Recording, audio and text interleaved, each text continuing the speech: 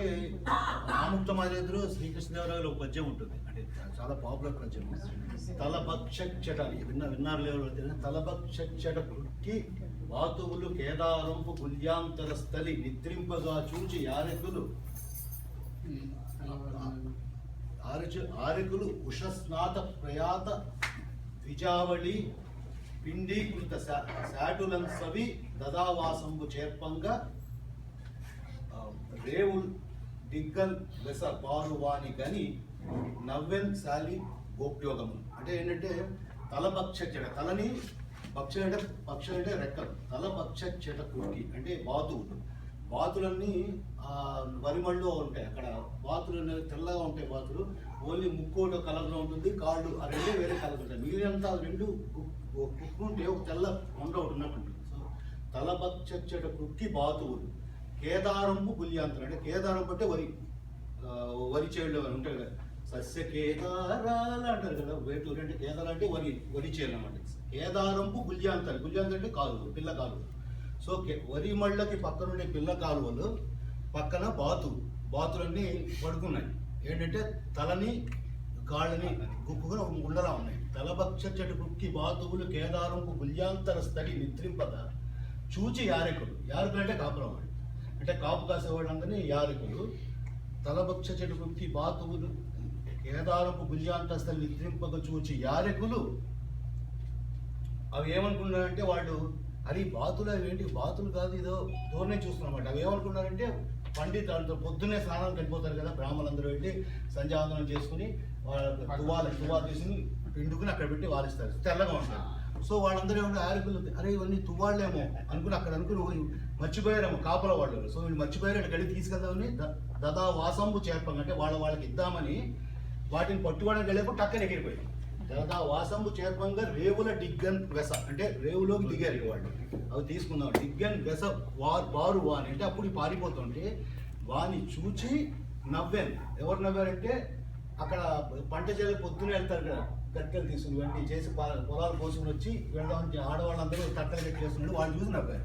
So అది ఈ పద్యం రాశాడు. దీన్ని బట్టి మనకి ఏమర్థం అవుతుందంటే ఆ టైంలో కృష్ణదేవరాయలు గారు మొత్తం చూసుంటారు పల్లెలు వాటి నుంచి అండి. సో అక్కడ బ్రాహ్మణులు ఉండేవారు, పొద్దున్నే లేసి సంధ్యావందనాలు చేస్తూ ఉండేవాడు, కాపల వాళ్ళు కూడా ఉండేవారు.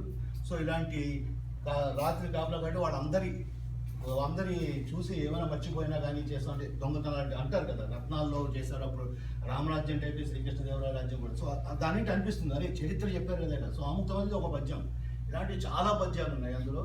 సో అలాగే పోతన కానీ వీళ్ళందరూ కూడా చాలా పద్యాలు చూశాను నేను. సో దాని గురించి చర్చలో పాల్గొందాం అనుకున్నాను. ఇది ఆల్రెడీ చెప్పా కాబట్టి నెక్స్ట్ చర్చలో వేరే వచ్చిన.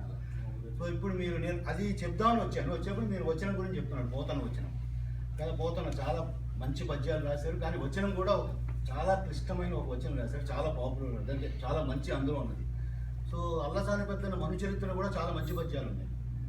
ఉదాహరణకి మనుషుల దేవుళ్ళలోనే యాక్చువల్లీ ఆ పద్యాలు ఉంటాయి.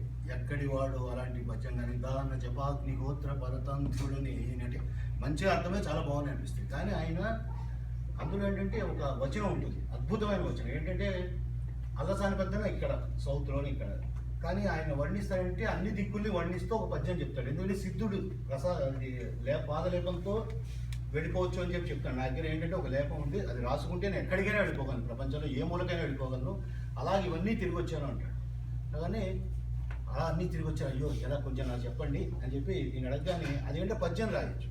కానీ కొన్నింటి పద్యాలు యతి ప్రాసన వల్ల కొంచెం లిమిటేషన్ వచ్చి ఎప్పుడైతే రాయలేరో, ఎప్పుడైతే లిమిటేషన్ వల్ల నేను కరెక్ట్గా ఏ వర్ణించాలనుకున్నా అని చెప్పలేను అన్నప్పుడు వచనం రాస్తాను. సో పోతన గారు కూడా అదే చేశారు. ఇప్పుడు పెద్దన గారు కూడా ఒక అద్భుతమైన వచనం అక్కడ రాశారు, ఎందుకంటే అది పద్య రూపంలో రాస్తే దాని బ్యూటీ పోతుంది, అంటే ఏం చెప్తాము. సో ఆ వచనం నేను చదువుతాను, ఇది చదివి మీనింగ్ కూడా నేను చెప్తాను. అదేంటే అడిగాడు ప్రవీణ్, అడిగగానే ఈయన అక్కడి నుంచి వచనం స్టార్ట్ ఉంది. ఏమంటే అన్నీ చూసి వచ్చాను ఒక పద్యం చెప్తాడు, చెప్పి కేదారేశ్వరుని భజించి తిని అక్కడికి వెళ్ళి అన్నీ చెప్పి చూసి అవన్నీ ఎలా ఉన్నాయంటే చెప్తాడు. అది ఎట్లుండే విను గృహస్థరత్నంబ లంబమాన రవిరథ తురంగ శృంగార చారు చామర ఛటా ప్రేక్షణ క్షణోద్రీవ చమర సముదయంబగు నుదయంబునం గల విశేషంబులు శేష పనికి నేను లెక్కింప శక్యంబే. అదొక లైన్. ఏంటంటే ఉత్తర దిక్కుని చెప్తున్నాడు. నెక్స్ట్ లైన్ ఏమో నెక్స్ట్ వేరే దాన్ని, అంధకరిపు కందరా వాస వాసికి వియోగ భవ దుర్వ్యధా భోగ భోగిని భోగభాగ పరివేష్టిత పటీర విటపి వాటికా వేళ్ళ తేలలతా వలయం బగు మలయంబు నమ్మగల చలువకు విలువ ఇయ్యది. రెండోది ఏమంటే ఫస్ట్దేమో ఏమన్నాడంటే లంబమాన రవిరథ తొరంగ, తూర్పు దిక్కు నుంచి లంబమాన రవిరథ తొరంగ శృంగార చారు చామురచ్చట ప్రేక్షణ క్షణోద్రీవ చమర సముదయం బగు ఉదయంబు నమ్మగల విశేషములు లెక్కింప శక్యంబే అన్నాడు. అంటే లంబమాన రవిరథ తొరంగ అంటే పొద్దునే సూర్యుడు ఇస్తున్నాడు, సూర్యుడు రథం అంటే ఇవన్నీ ఆయన ఊహలే కదా, రథం వెళ్తుందో అని కదా, కానీ ఆయన అన్ని దిక్కుల గురించి వర్ణించాలి. ఏమీ చూడలేదు, ఆబ్వియస్లీ సౌత్లోనే ఉంటుంటారు, పద్దెనిమిది హిమాలయాలు వెళ్ళలేదు, తూర్పు దిక్కునే ఉండలేదు. సో లంబమాన రవిరథ తొరంగ శృంగార చారు చామరచ్చట, లంబమాన రవిరథం సూర్యుడి రథం, తొరంగం వాటి గుర్రాలు ఉన్నవి లంబమానం వేలాడుతున్నాయి. గుర్రాలకి ఏం వేలాడుతాయి? లంబమాన రవిరథ తొరంగ శృంగార చామరచ్చట ప్రేక్షణ. చామరాలంటే మనం ఇప్పుడు షిరిడి సాయిబాబా టెంపుల్లో మనం విసులుతాం కదా, అవి చామరచ్చట ప్రేక్షణ క్షణోద్రీవం అంటే పైనుంచి అవి ఉన్నాయి. సో ఇప్పుడు మనము ఆ హిమాలయాల నార్త్ వెళ్ళేప్పటికీ తూర్పు ఉదయిస్తున్నప్పుడు నార్త్ పెడితే అక్కడ ఈ చమరి మృగాలు అంటారు, అంటే ఇలా కూర్చుని తోకల వాటివి అక్కడి నుంచి చేస్తా అంటారు ఇవన్నీ. సో అవి చూస్తున్నాడు పైకి. లంబమాన రవిరథ తొరంగ శృంగార చారు చామరచ్చట ప్రేక్షణ క్షణోద్రీవ చమర సముదయంబగు హృదయంబు నమ్మగల విశేషంబులు అని చెప్తున్నాడు. అంటే వాటిని ఇవి చూస్తున్నాయి ఇక్కడి నుంచి, అక్కడి నుంచి రథాల నుంచి వేలాడుతున్నాయి ఆ చామరాలు. ఏమో మా తోకలో ఉన్నాయండి, మేము పైన ఉన్నామా ఏంటి, మా జంతువులన్నీ అక్కడ కూడా తిరుగుతున్నాయి, ఆశ్చర్యపోతున్నాయి అన్నమాట. సో ప్రేక్షణ క్షణోద్రీవం అని అక్కడ పైకి ఇలా చూస్తున్నాడు. ఆ చూస్తున్నలో ఉన్న ఉదయంబులు అంటే ఆ సూర్యుడు ఉదయిస్తున్నాడు, ఆ ఉదయంబులం గల విశేషంబులు అంటే అంత బ్యూటిఫుల్ మార్నింగ్ సన్ రైజెస్ని డిస్క్రైబ్ చేయడానికి శేషఫణికినైనా లెక్కింప శక్యంబే అన్నాడు. శేషఫణి అని ఎందుకనంటే ఆదిశేషుడి 1000 శిరస్సులు, శేషఫణి అంటే నాలికలు, 1000 పడవలు ఉన్నాయి కాబట్టి 1000 నాలికలు ఉన్నాయి. అంటే మనం ఒక నాలికతో లెక్కట్టే ఎంత కష్టం అంటే 1000 నాలికతో లెక్కటినా కూడా కుదురుతుందా అని అడుగుతున్నమాట. అది ఫస్ట్ది.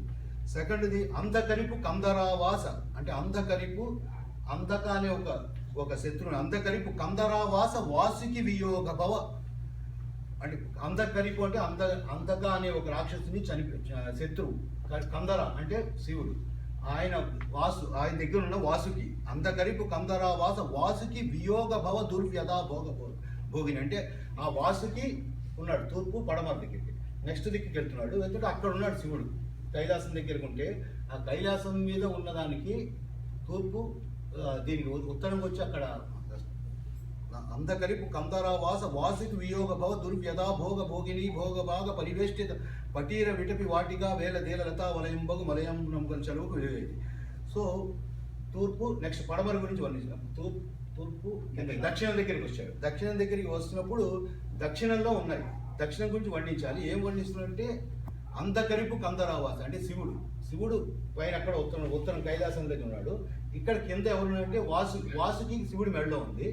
వాసుకి వియోగంతో వాసుకి భార్యలన్నీ కింద ఎక్కడున్నాయి మలయ పర్వతం దగ్గర ఉన్నాయి. సో అందుకని భోగిని భోగభాగ పరివేష్టిత పటీర అంటే గంధం చెట్లు, పటీర విటపి అంటే ఒక గంధపు చాలా ఒక గంధ పొదల్లా ఉన్న చెట్లు, వాటికి వేళ్ళ తేలలతా వలయం బాబు అంటే వాటి ఏలకలు చెట్లు చుట్టూరా పాములు ఇలా చుట్టూనంటే ఆయన వియోగభావంతో ఈ అంటారు కదా వియోగానికి గంధం చదువు చేస్తారు. సో ఆ పావులకి ఆ గంధం వాటి చుట్టూ ఎలా అనుకున్నాయంటే వాసు వియోగం వల్ల ఇక్కడ ఉన్నాయి. సో అటువంటి మలయంబునం గల విలువకు, అటువంటి మలయంబు గల చలువకు విలువ అయ్యేది. అంత చలువనిచ్చే ఆ మలయానికి ఏమని విలువ చెప్పాలి అని నెక్స్ట్ సెంటెన్స్ అనమాట. అది నెక్స్ట్ కిందకు దక్షిణం వచ్చి నెక్స్ట్ దాని తర్వాత అకటకట వికట కూట కోటి విటంక శృంఘాటకాడౌకమాన జరదిందు బింబగళ దమృత బిందు దుర్జినాత్రీకృత చల్లకీ పల్లవ ప్రభంజన పరాంజన హస్తంబగు అస్తంబున గల మణి ప్రస్తరంబుల విశ్రాంతి చింతించిన మేనం పులకలు ఇప్పుడు కొడమెడు. నెక్స్ట్ దిక్కు వెళ్ళాడు. అక్కడ దాని గురించి ఏం చెప్తున్నాడంటే వికట కూట కోటి అంటే ఇప్పుడు పడమరకు తూర్పు దక్షిణం పడమరికి వెళ్ళాడు. పడమర గురించి వస్తుంటే అక్కడ ఏంటంటే పడమర దగ్గర ఉన్న పర్వతాలు ఎదురు పర్వతాలకి చంద్రుడు దిగిపోతున్నాడు కిందకి. సో దాన్ని అకటకట వికట కూట కోటి విటంక శృంఘాటకాడౌకమాన జరదిందు బింబ అంటే జారుతున్న తెల్లారగట్టగో లేకపోతే ఇంకా అయిపోయి పడమర వైపుకి వెళ్ళిపోతున్నప్పుడు అక్కడి నుంచి చంద్రుడు అయిపోయి ఎండ్ అయిపోయి నెక్స్ట్ ఉదయించే ముందర అక్కడ వస్తే ఆ చంద్రుడు దాని నుంచి వచ్చే చంద్రుడి నుంచి అమృత వర్షం అంటారు కదా, వెన్నెల అమృత వర్షం అంటారు. సో ఆ చంద్రబింబం దానికి ఆ కొండలు ఢీకొంటే వచ్చిన అమృతాన్ని దాని నుంచి జరదిందు బింబగల అమృత దుర్దినాద్రీకృత చల్లవ దుర్దినం అంటే ఏంటంటే క్లౌడ్స్ గివ్స్ అంత హెవీగా ఉన్నాయి, చంద్రుడు దిగుతున్నాడు, మేఘాలంతా బాగున్నాయి. సో దాన్ని బట్టి చల్లగా ఉంటుంటే అక్కడి నుంచి ఏనుగులు ఇవన్నీ వచ్చి మోదుగు చెట్లు ఉంటాయి అక్కడ. సో వాటిని చూస్తూ ఆనందిస్తూ వాడిని అనిపిస్తుంది. దాంట్లో అక్కడ ఏమంటుందంటే అటువంటి అస్తంబునం గల మణిప్రస్తరంబుల అటువంటి ప్లేస్లో వెళ్ళి విశ్రాంతి తీసుకుంటే మేనం పులకల్ ఇప్పుడు పొడబడి దాన్ని అక్కడ నేను తీసుకున్న విశ్రాంతిని గుర్తించుకుంటే ఇప్పటికీ నా మేలు పులకలు వస్తుంది. అది మూడోది చెప్పాడు, మూడోది గురించి. దాని తర్వాత అంటే స్వస్వ ప్రవర్ధిత వర్ధిష్టు ధరణీరుహ సందోహ దోహద ప్రధాన సమాన హేళదైల బిల విలాసిని విలాస వాచాల తులాకోటి కలకలా హూయమాన మానస మదాలస మరాళంబకు రజత శైలంబు నోలంబు నంగల కాళగడు విహార ప్రదేశంబులం కన్నా సంస్కృతి క్లేశంబులు బాయవి. ఇప్పుడు ఉత్తరానికి వచ్చాడు అంటే కైలాస పర్వతం గురించి చెప్తున్నాడు. అందులో ఏమని చెప్పాడు? స్వస్వ ప్రవర్తిత వర్ధిష్టు అంటే వాళ్ళ చేతులతో వర్ధిష్టు ధరణీరుహ సందోహ అంటే చెట్లకి ఆడవాళ్ళు గార్డెనింగ్ చేస్తుంటే కొన్నిటికంటే పువ్వుని ఇలా ముద్దు పెట్టుకుంటే పువ్వు వికసిస్తుంది, లేకపోతే ఒక చెట్ని ఇలా చేసుకుంటే అని మన పురాణాలు దాన్ని చెప్తుంటారు. సో ఆ విధంగా స్వస్వ ప్రవర్తిత వర్ధిష్టు ధరణీరుహ సందోహ దోహద ప్రధాన ఆసమానం అంటే దోహద క్రియలు అంటారు వీటిని.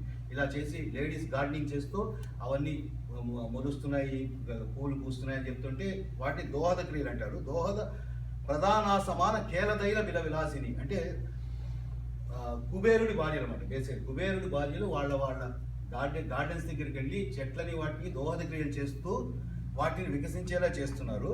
విలాసి వాళ్ళు అలా చేయడానికి వెళ్ళడానికి నడకలతో గుంపులుగా వస్తుంటే వాళ్ళ వాచాల తులాకోటి కలకలా ఊయమాన అంటే వాళ్ళ సౌండ్లు వాళ్ళు మాట్లాడతారు చేస్తాను వస్తుంటే దాని గురించి హంసలు ఏమనుకున్నాయంటే అరే నడుస్తున్నారు అంటే వీళ్ళ హంస నడక, వాళ్ళ మొలుపులు కూడా అలాగే ఉన్నాయన్నమాట. సో ఈ హంసలన్నీ అరే మన వాళ్ళు ఎవరు వచ్చని చెప్పి హంసలన్నీ నడిచి అక్కడికి వస్తున్నాయి. అక్కడ అది ఊహించిన వాడు కలకల హూయమాన మానస మదాలస మరాళంబు రజత శైలం అంటే రజత శైలం అంటే కైలాసం వెండి కొండ కదా. రజత శైలంబు నోలంబునం గల అక్కడ కాళగలు విహార ప్రదేశమునం గల అంటే శివుడు విహరించిన ప్రదేశాన్ని కన్నా సంస్కృతి క్లేశములు వాడు. సంస్కృతి అంటే సంసార సుఖాలు అసలు ఇంకా ఏమైనా గుర్తొస్తే అన్నీ మర్చిపోతాం అంటే అవి చూస్తే నెక్స్ట్ చెప్పాడు. సో ఇవి 4 అయిపోయాయి, 4 దిక్కులేక నెక్స్ట్ మధ్య భూమధ్య వింధ్య పర్వతాలు ఇక్కడికి వెళ్ళి భూమధ్య రేఖ గురించి చెప్పారు కదా, అది చివరికి చెప్పారు. అది ఏం చెప్పారంటే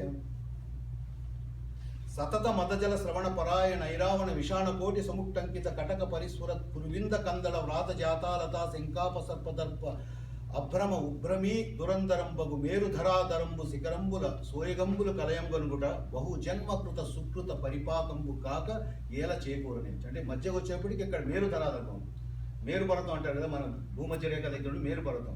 సో మేరు పర్వతం దగ్గరికి వచ్చాయంటే ఇక్కడ మంచి వర్డ్స్ ఏమంటే సతత మదజల శ్రవణ పరాయణ ఐరావణ అంటే ఏనుగులు వాటి సతత మదజల ఎప్పుడు మదజలం సేవిస్తూ ఉంటుంది కదా. మదజల శ్రవణ పరాయణ ఐరావణ ఏనుగులు సతత మదజల పరాయణ ఐరావణ సముట్టంకిత అంటే వాటికి అవి ఉన్నాయి చేస్తూ ఏం చేస్తామంటే వస్తున్నాయి దగ్గరికి ఆ గుహల దగ్గర అంచుల దగ్గర అంటే దాని చికాగ్గా ఉంటుంది ఆ మధ్యాహ్నం పడి దాన్ని తుడుచుకుందాం లేదా గోకుందాం అన్నట్టుగా కొండలు అంచుల దగ్గరికి వెళ్దామని వస్తున్నాయి. సో అంచుల దగ్గర ఏమున్నాయంటే కురువింద కందలు అంటే కురువింద గింజలు ఉంటాయి కదా అవన్నీ తీగలు ఉన్నాయట. సో వెళ్ళేటప్పటికి అదేంటి పైన ఎరుపు కింద నలుపు ఉంటాయి. సో ఇలా అనేటప్పటికి అది పైకి సిక్కని పైకి వెళ్తుంది. సో ఎర్రదంతా వచ్చి అమ్మో ఇది మంట అనుకుంటుంది, ఏనుగు అన్నింటిలో మంట అంటే భయం.